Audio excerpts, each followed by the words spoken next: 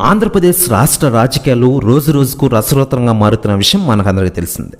ఇకపోతే జనసేన అధినేత power star Pawan Kalyan గారు తాను పిఠాపురం నుంచి పోటీ చేస్తున్న విషయం తెలిసిందే. ఇకపోతే పిఠాపురం టీడీపీలో ఈ విధంగా అసంతృప్తి శాఖలు భగ్గుమన్నాయి.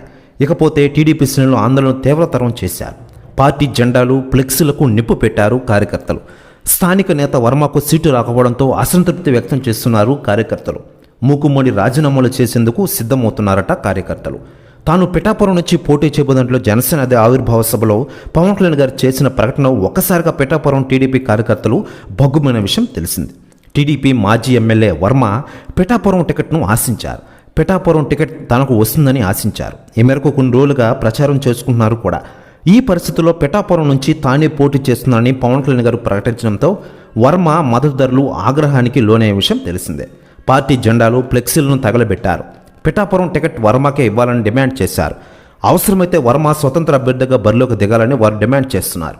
వర్మ మద్దతుదారులు టీడీపీ ఆఫీసు ముందు రచ్చరచ్చ చేశారు. పార్టీ ఆఫీసులో ఉన్న జెండాలు ఫ్లెక్సీలను తగలబెట్టారు. దీంతో టీడీపీ ఆఫీసు దగ్గర ఉద్రిక్త వాతావరణం నెలకొన్న విషయం తెలిసిందే. ఇదిలా ఉండగా ఇలాంటి టైంలో జనసేన అధినేత పవర్ స్టార్ పవన్ కళ్యాణ్ గారు పిఠాపురం వస్తున్నారట తాజాగా. దీంతో పోలీసులు ఒక్కసారిగా అప్రమత్తమయ్యారట. ఇలాంటి అవాంఛనీయ సంఘటనలు జరగకుండా పోలీసులు హై అలర్ట్ ప్రకటించారట పిఠాపురంలో. ప్రెస్ న్యూస్ కూడా తెగ వైరల్ అవుతోంది ఆంధ్రప్రదేశ్ రాష్ట్ర రాజకీయాల్లో.